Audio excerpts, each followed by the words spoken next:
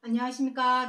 오늘은 로마서 3장 24절의 말씀 살펴보도록 하겠습니다. 그리스도 안에 있는 구속으로 말미암아 하나님의 은혜로 값없이 의롭다 하심을 얻은 자가 되었느니라. 제가 뒷구절은 공간이 부족해서 덜 적었습니다. 되었느니라 이렇게 기록이 되어 있습니다. 자, 오늘은 로마서 3장 24절의 말씀 중에서 그리스도 안에 있는 구속, 그리스도 안에 있는 구속. 구속은 쉽게 말해서 죄를 지면 사람들이 수갑을 차죠. 구속. 이제는 아무 짓도 못해, 아무 행동도 자유가 없는 구속이라는 것은 자유가 없는 것을 의미합니다. 하지만 여기서 말씀하시는 그리스도 안에 있는 구속. 이 구속은 우리가 죄를 범해서 수갑을 차고 구속당하는 그러한 구속이 아니라 무엇을 말하냐면은 죄를 사함받아 구원을 얻는 것을 말합니다. 우리가 받아야 될 구속은 이게 되겠죠. 죄를 범하고 악을 행함으로 인하여 사망의 구속을 당하는 것이 아니라 그리스도 안에 있는 이 구속을 우리가 받아야 할 것에 관해서 로마서 3장 24절에서 사도 바울이 기록을 하고 있습니다. 이것도 약속의 말씀인데 그러한 그리스도 안에 있는 구속을 받기 위해서는 우리가 어떻게 되어야 되겠느냐? 여기 뒷구절에 나오죠. 의롭다 하심을 얻은 자가 되었느니라. 되었느니라 하는 것은 진짜 된 것을 말하는 것이 아니라 앞으로 그렇게 되어야 할 것. 미리 말씀하신 약속의 말씀입니다. 의롭다라는 것은 무엇입니까? 지난 시간에도 계속해서 말씀을 드렸지만 의라고 하는 것은 한자로 오를 의자입니다. 오를 의자. 제가 한자는 잘 못 쓰지만 이렇게 생겼습니다. 오를 의자. 의라고 하는 것은 의롭다, 의로운 사람, 의인, 의는 무엇을 말하냐면은 옳은 행실을 의미합니다. 옳은 행실. 참 잘했어요. 우리 초등학교 때 참 잘했어요 하고 선생님이 도장을 꽝 찍어주죠. 그 의입니다. 하나님께 우리는 참 잘했어요 라는 도장을 받아야 되죠. 그 옳은 행실을 바로 의라고 하는 것입니다. 우리가 의롭다 하심을 얻어야 하는 이유에 관해서는 로마서, 자, 시간 되시는 분들은 읽어보시기 바랍니다. 로마서 5장 9절 그리고 17절부터 18절에 보시면 우리가 의롭다 하심을 얻어야만이 어디로 들어간다고 기록이 되어 있냐면 생명으로 들어간다라고 기록을 하고 있습니다. 생명.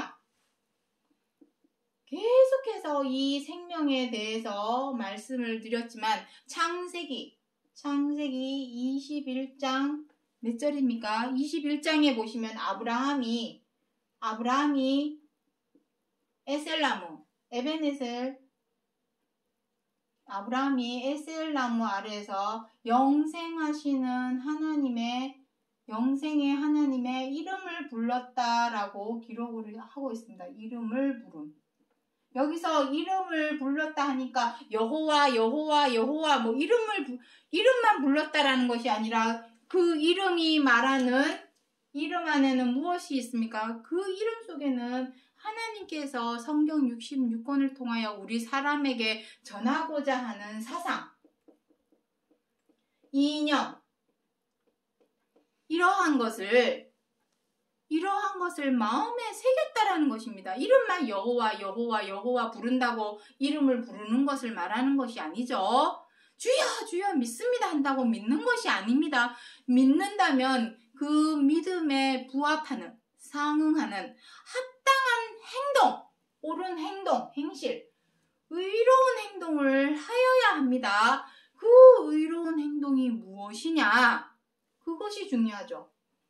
그리스도 안에 있는 그 구속은 바로 의로운 행동입니다.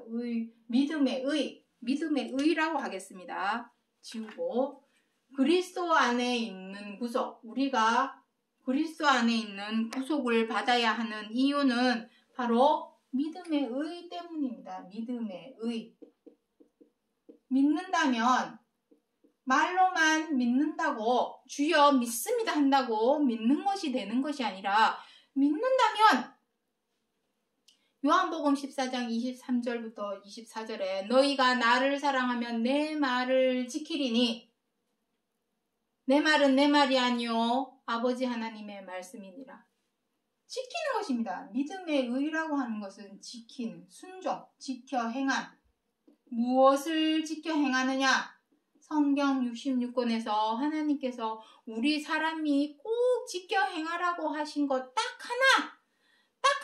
하나입니다. 뭐 10개도 아니고 100개도 아니고 3개도 아니고 5개도 아니고 오로지 딱 하나입니다. 최고한 계명.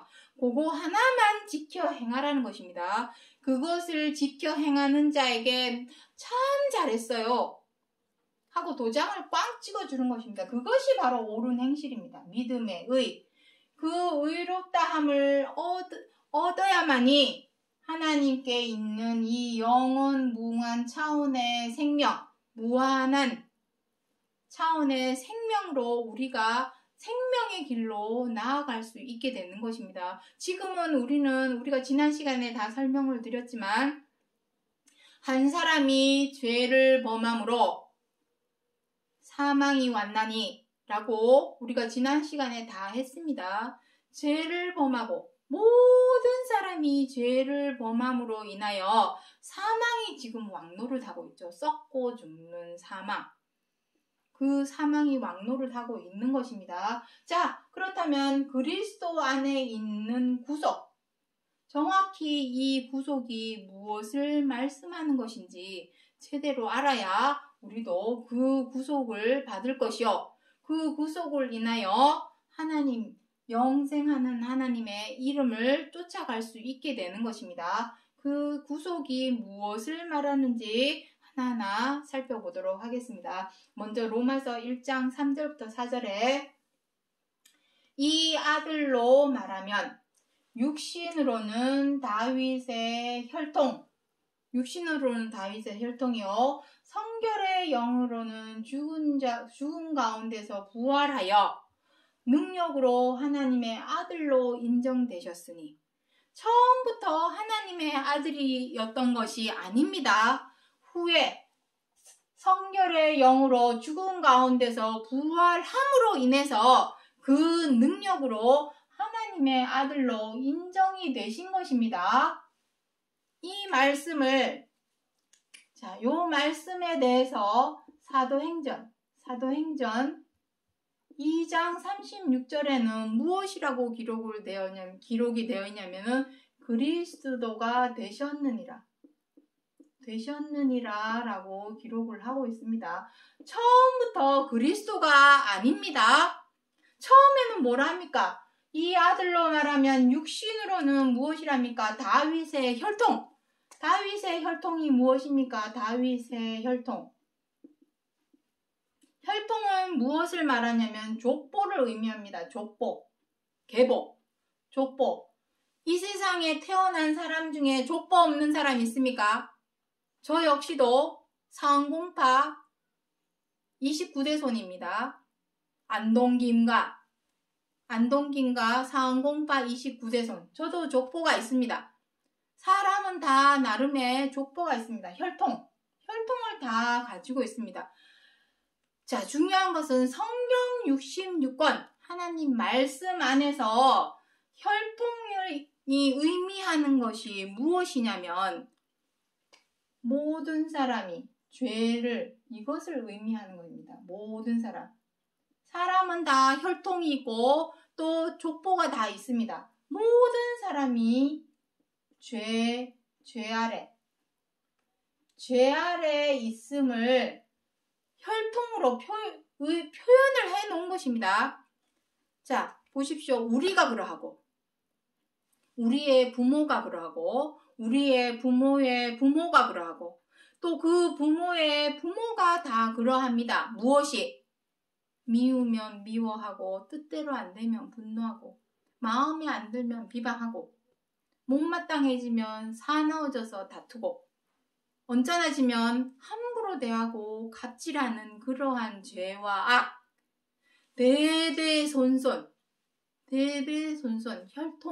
혈통으로 족보로 내려왔습니다. 이 죄대로 행한 것, 죄대로 악대로 행한 것. 예수라는 한 사람도 유다 지파, 다윗의 혈통, 족보로 태어났다라는 의미는 예수라는 한 사람도 어렸을 때에는 다 죄 있는, 이 말씀은 어디에 있냐면 로마서 8장 3절에 기록하고 있습니다. 로마서 8장 3절에 이 아들로는 무엇이라고 되어 있냐면 죄 있는 육신의 모양으로 나셨다. 빌립보서 2장 7절부터 8절에는 종의 형체, 사람에게 있어서 종의 형체는 어떤 형체입니까? 죄의 종이죠. 우리는 다 죄에게 얽매이버져서 죄에게 종노릇하고 노예가 되어서 시키면 미우면 미워하고 뜻대로 안 되면 분노하고 죄의 종이 되어서 밉더라도 마음에 안 들더라도 상대방의 입장과 처지를 헤아려 이해하고 존중해주고 배려해주고 양보해 주어야 되는데 우리는 다 미우면 미워합니다. 뜻대로 안 되면 분노합니다. 마음에 안 들면 인터넷상에 어떻게 합니까? 다 비방하고 마녀 사냥하듯이 다 비방하고 뜻대로 못마땅해지면 맹수처럼 사나워져서 다투고 그러한 죄의 종의 형체를 사람이라면 모든 사람 예외가 없습니다. 예수라는 한 사람조차도 죄의 종의 형체로 나셨다라고 기록을 하고 있습니다. 모든 사람이 다 그러한 것처럼. 하지만 중요한 것은 무엇입니까? 성결의 영으로는 죽은 가운데서 부활하여 능력으로 하나님의 아들로 인정이 되셨다는 것입니다. 성결의 영이 무엇입니까? 성결의 영. 영이라고 하는 것은 보이지 않는 것이죠. 영은 보이지 않는 영. 보이지 않습니다. 영은. 그래서 그 영이 성령인지 악령인지 우리는 구분을 할 길이 없습니다. 무엇으로 구별하느냐? 영은 무엇입니까? 보이지 않지만 보이는 말씀이 바로 말씀이 영입니다. 영. 이거는 제가 마음대로 임의대로 하는 것이 말하는 것이 아니라 요한복음 6장 63절에 기록하고 있습니다. 살리는 것은 영이요 육은 무익하니라. 내가 너희에게 이른 말이 곧 영이요 생명이라. 그 말씀 안에 요한복음 1장 1절에로 기록을 하고 있습니다. 태초에 말씀이 계시니라. 이 말씀이 하나님과 함께 계셨으니 한 말씀이 곧 하나님이시라. 하나님은 보이지 않는 영이시죠. 보이지 않는 영을 보이는 말씀으로 나타내 보이는 것이 바로 영입니다. 그러면은 성경 66권 안에는 수없이 많은 말씀이 있는데 그 말씀에 어디를 봐도 처음부터 끝까지 어디를 봐도 하나님께서 우리 사람으로 하여금 지켜 행하라고 하는 것은 오직 하나밖에 없습니다. 오직 하나. 10개도 아니고 100개도 아니고 오직 하나입니다. 무엇입니까? 최고한 계명. 서로 사랑하라. 그 서로 사랑하라 하는 개념은 내가 마음에 들고 좋아하고 존중하고 사랑하는 사람만 사랑하라는 것이 아니라 그거는 세상 사람들도 다 그리 행하느니라. 마태복음 5장에 그렇게 죄인들도 다 그리 행한다 라고 기록을 하고 있습니다. 여기서 말씀하시는 서로 사랑하라는 의미는 내가 미워도 마음에 안 들어도 못마땅해도 나를 불편하게 만들고 힘들게 어렵게 곤란하게 만들어도 그 사람의 입장과 처지를 헤아려 이해하고 존중해주고 관용으로 배려해주고 양보해줘라. 이것이 하나님께서 우리 사람에게 바라고 원하시는 사랑하라는 의미입니다. 사랑. 이렇게 하려면은 부득이 상대방을 헤아려 이해하고 존중하고 관용으로 배려하고 존중하고 무슨 혐의가 있더라도 용납해주고 용서해주는 그러한 사랑으로 행하기 위해서는 반드시 무엇부터 해결해 그 앞부분에 무엇을 행해야 되면 죄와 악을 이겨내야 됩니다. 죄와 악을 이겨내. 내가 믿고서야 저 사람 미워 죽겠는데 어떻게 사랑을 할 수 있을까요? 미운 마음을 없애버려야 합니다. 저 사람이 마음에 안 들어 죽겠는데 어떻게 사랑할 수 있을까요? 마음에 안 들어 하는 마음, 비방하는 마음을 이겨내야 합니다. 절제하고 제어하고 다스리는 것이 이겨내는 것입니다. 미워하는 마음을 절제할 수 있어야, 제어할 수 있어야, 다스릴 수 있어야 비로소 서로 사랑하라 하시는 최고한 계명으로 우리가 지켜 행할 수 있게 되는 것입니다. 그것이 바로 성결의 영입니다. 그 성결의 영으로 죽은 가운데서 부활, 이것이 우리에게 생명을 주는 것입니다. 히브리서 계속해서 말씀드렸습니다. 히브리서 5장 7절부터 9절에 하나님의 이 서로 사랑하라 하시는 말씀을 순종하기 위해서는 먼저 고난을 받아야 됩니다. 어떤 고난? 이 죄와 악을 이겨내려는 노력, 이 죄와 악을 이겨내려는 이 노력이 바로 고난입니다. 그 고난을 통하여 죄와 악을 이겨내야 하나님께서 지켜 행하라고 하신 최고한 계명인 서로 사랑하라 하시는 말씀에 순종할 수 있고 그 순종함이 바로 부활, 죽은 가운데서 부활의 생명을 얻게 하는 것이 바로 구원입니다. 구원이 무엇입니까? 믿음의 결국 곧 구원. 무엇을 믿는 것입니까?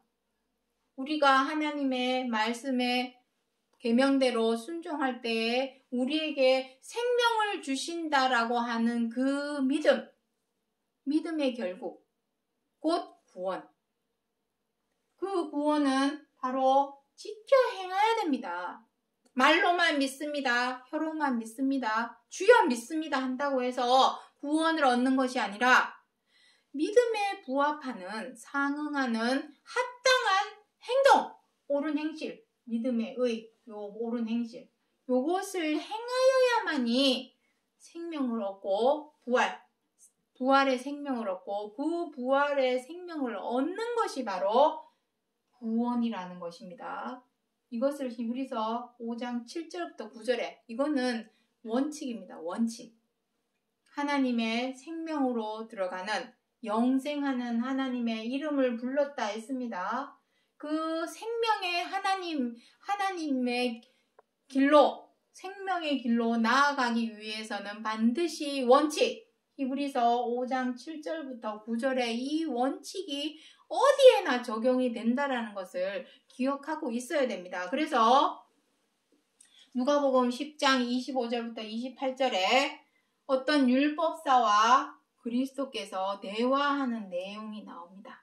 자, 대화하는 내용을 한번 보도록 하죠. 율법사가 그럽니다. 내가 무엇을 하여야 영생을 얻으리까 하고 그리스도한테 묻죠. 그랬더니 그리스도께서 무엇이랍니까? 율법에 무엇이라 기록되었느냐?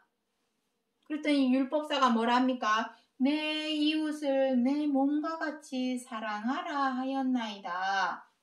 그랬더니 그리스도께서 뭐랍니까? 네 대답이 옳도다. 이를 행하라. 그리하면 네가 살리라. 이것입니다. 생명. 여기서 말씀하시는 살리라 하는 생명은 썩고 죽는, 지금 우리 시한부 생명을 말하는 것이 아니라 썩지 않고 죽지 않는 부활의 생명을 의미하는 것입니다. 그 생명으로 나아가기 위해서는 반드시 내 이웃을 내 몸과 같이 사랑하라 하시는 이 최고한 계명을 목에 칼이 들어와도 지켜 행해야 됩니다. 무조건 의무입니다. 이것이 우리가 열심내어야 할 열심이요, 충성하여야 할 충성입니다. 교회에서 충성봉사 열심내는 것이 구원의 길이 아닙니다. 지켜 행하라고 하신 계명, 이 계명대로 지켜 행하여야만이 우리가 하나님께 있는 부활의 생명, 구원으로 들어갈 수 있다라는 것입니다. 자, 이 말씀은 로마서 2장 28절 이하에 20절 이하에 보시면 나옵니다. 선생된 너는 너 자신을 가르치지 아니하느냐. 그리스도께서는 선생된 자로서 이스라엘 유대인들에게 하나님의 말씀, 이 최고한 계명, 생명을 주는 이 최고한 계명을 전하고 알리고 가르치셨습니다. 가르치기만 하신 것이 아니라 몸소 실천하여 행동으로 옮기셨죠. 그것이 바로 이 고난, 십자가의 고난을 통하여 죽은 가운데서 부활하심으로 하나님의 아들로 인정이 되셨고 그리스도가 되신 것입니다. 이것은 본보기입니다. 본보기. 이 사실을 믿기만 하면 구원을 얻는 것이 아니라 이 사실을 믿는다면 우리도 그 본과 자치를 쫓아서 행해야 합니다. 그리스도께서 행한 그대로 우리도 행하여야 합니다. 그 말씀을 히브리서 2장 10절에 기록을 하고 있습니다. 많은 아들을 이끌어 영광에 들어가게 하시는 일에 저희 구원의 주를 고난으로 말미암아 온전케 하심이 합당하도다. 고난으로 말미암아 온전케 하심은 무엇입니까? 온전케 하심. 이것이 바로 부활의 생명입니다. 그리스도께서 그냥 부활하신 것이 아닙니다. 부활의 생명. 그냥 부활하신 것이 아니라 고난을 받음으로 어떤 고난? 죄와 악을 이겨내려는 노력의 그 고난을 통하여 죄와 악을 이겨냈기 때문에 비로소 최고한 계명인 서로 사랑하라 하시는 이 계명을 순종할 수 있었고 그 순종함이 성결의 영으로서 부활의 생명으로 들어가게 하신 것입니다. 그 온전케 하심을 보여주신 이유는 그것만 믿으면 구원을 얻는 것이 아니라 그것을 통하여 우리도 본보기 지켜 행하라 이것입니다. 많은 아들을 이끌어내기 위해서. 아들은 무엇입니까? 열매죠. 열매입니다. 우리는 저 역시도 아들이 있지만 아들은 저의 열매입니다. 저 역시도 부모님이 있습니다. 우리 부모님은 저희가 열매가 되겠죠. 열매입니다. 아들이라고 하는 의미는 열매입니다. 뭐 사과, 배, 감 이것만 열매가 아니라 우리 사람도 내가 낳은 자식은 열매죠. 그 아들, 하나님의 아들로 많은 아들, 그리스도는 맏아들입니다. 그 맏아들을 통하여 많은 아들, 열매를 얻고자 하심입니다. 하나님께서 그 아들을 얻기 위해서는 이끌어 어디로 들어가게 하십니까? 영광. 어떤 영광? 하나님께 있는 영광은 생명입니다. 썩지 않고 죽지 않는 영원무한 차원에 항상 있는 생명.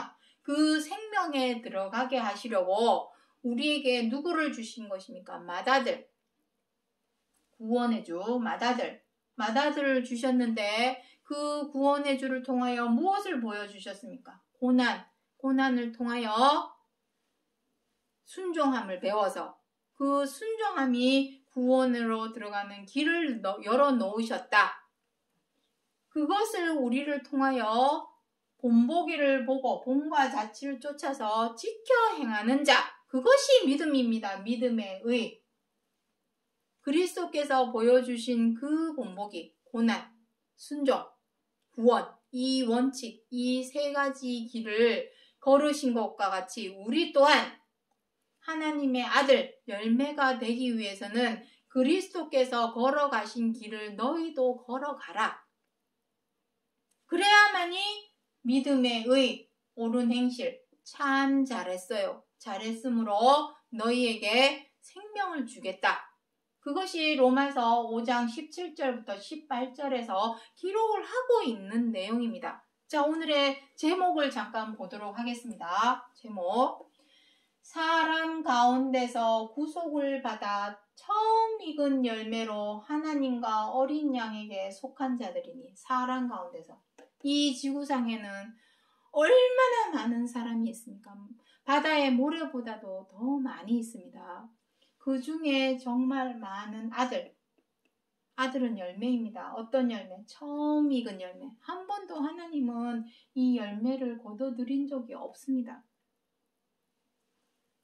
마지막 때 말일에 되어서야 그리스도께서 두 번째 다시 오신다고 하신 마지막 때가 되어서야 비로소 열매, 많은 아들을 얻는데, 그 아들을 얻기까지 모든 사람이 죄를 범하였음에 죄 아래 있다라고 아까 말씀드렸습니다. 모든 사람이 죄 아래 있습니다. 죄 아래 있어서는 썩지 않고 죽지 않는 항상 있는 영원 무한 차원의 생명으로 나아갈 수가 없습니다. 반드시 이 죄와 악에 구속당하여 있는 것에서, 죄와 악으로 인하여 우리는 지금 사망에 구속당해 있습니다. 사망에. 거기서 벗어나야만이 생명의 길로 나아갈 수 있습니다. 그 길을 누가 열어주셨냐면 그리스도께서 열어주셨습니다. 그리스도께서 앞서서 죄 사함을 받는 표본, 본보기, 그 구속의 본보기를 보여주셨죠. 무엇입니까? 고난을 통하여 죄와 악을 이겨내고, 그 고난을, 죄와 악을 이겨내야만이 하나님의 최고한 계명인 내 이웃을 내 몸과 같이 사랑하라, 서로 사랑하라 하신 이 계명에 순종을 할 수 있고, 그 순종함이 바로 믿음의 의입니다. 순종함, 여기 순종함, 이게 믿음의 의입니다. 이 믿음의 의, 참 잘했어요. 믿음의 옳은 행실, 이 옳은 행실이 우리로 부활의 생명으로, 구원으로 나아가게 하는 것입니다. 사랑 가운데 구속을 받은 것이죠. 무엇으로? 그리스도 안에 있는 구속으로. 그 구속으로 처음 익은 열매가 된 것입니다. 모든 사람이 죄를 범하였음에 다 죄 아래 있지만, 하나님께서는 디모데전서 2장 4절에도 기록을 하고 있지만, 모든 사람이 구원을 얻고 진리를 아는 데 이르기를 원하십니다. 모든 사람이. 하지만 고린도전서 15장 23절 이하에 기록을 하고 있지만, 어린 양에게 속한 자, 붙은 자가 있습니다. 그리스도에게 붙은 자, 그 붙은 자들을 베드로전서 2장 9절에서는 왕같은 제사장, 거룩한 나라라고 표현을 하고 있습니다. 나라를 이루겠죠.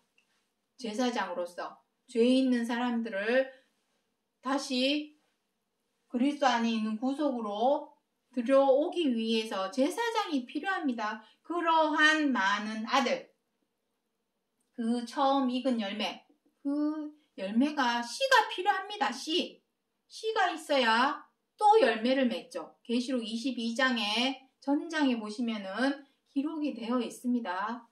동서남북으로 물이 흘러 들어가서 만국을 소성하는 잎이 등장하고 생명나무가 등장합니다. 그 나무가 바로 구속을 받아 처음 익은 열매, 많은 아들, 이들을 두고 하시는 말씀입니다. 자, 정리하겠습니다. 로마서 3장 24절에서 그리스도 안에 있는